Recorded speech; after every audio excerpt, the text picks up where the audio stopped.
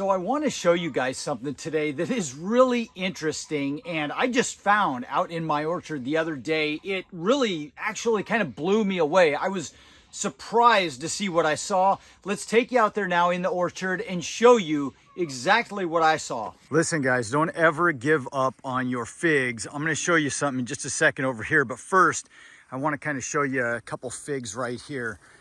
So if you remember that video I did earlier on in the spring where I did the last, I think it was the last orchard update here, I showed you this Black Mission fig. But what I showed you was that, actually what I showed you was just this.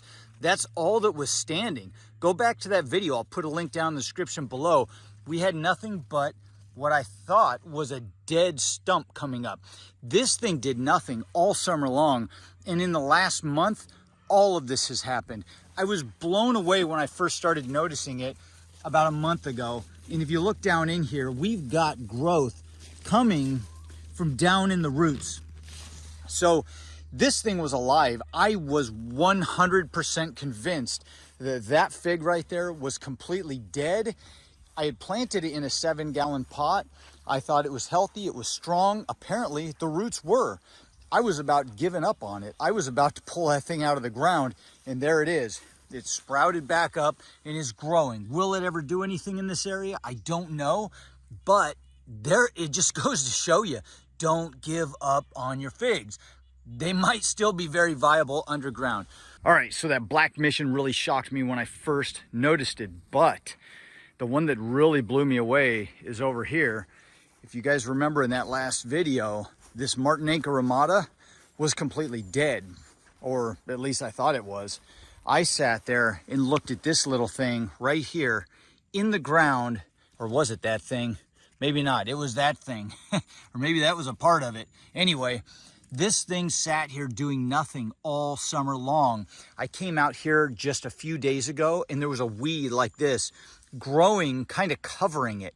And I just reached down to pull the weed and take a look at this to see if there was any new little green growth trying to start. And this was left behind. Look at that.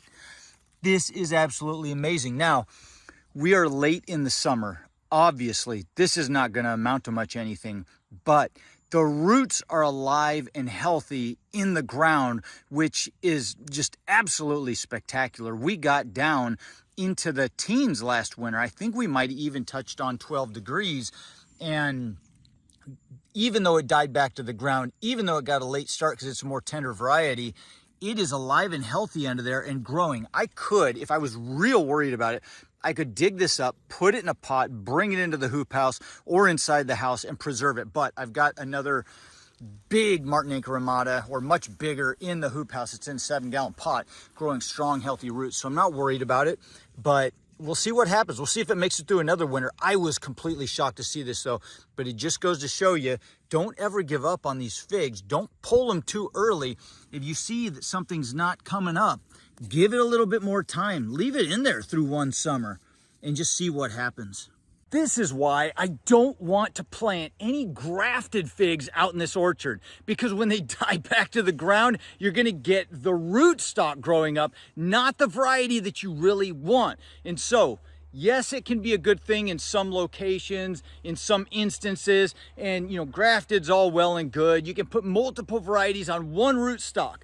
However, if you're gonna plant them out in an orchard and they die back to the ground, you've lost that variety. All you're gonna get is the rootstock. I love planting these varieties out here, even though some of them are very tender and may not fruit out here. You're seeing it, Martinenca ramata. It's growing in zone 8B, even through a bad spring, and it's still bouncing back up from the ground. And that is what is so exciting right now. I've got these varieties that are tender, that are just proving that they can stay growing in the ground out here in the Pacific Northwest, zone 8B. So, like I said, I may not get figs outdoors in this area on these guys, but I will have the varieties preserved. I can always take cuttings. I can always bring them inside a greenhouse and get some figs ripening. So there you go. So there you go. Even when you think things are bleak and you've probably lost a fig variety, don't give up. That is proof out there. That Martinenca ramata coming up from the grave late on in the summer. Now, what would you do with that? you've got the genetics. You can always, like I said, dig that thing up and move it inside for the winter if you were worried about getting it through the next winter. But it's alive. It survived. Now, this is zone 8B. You might not be as lucky in zone 6 or 7.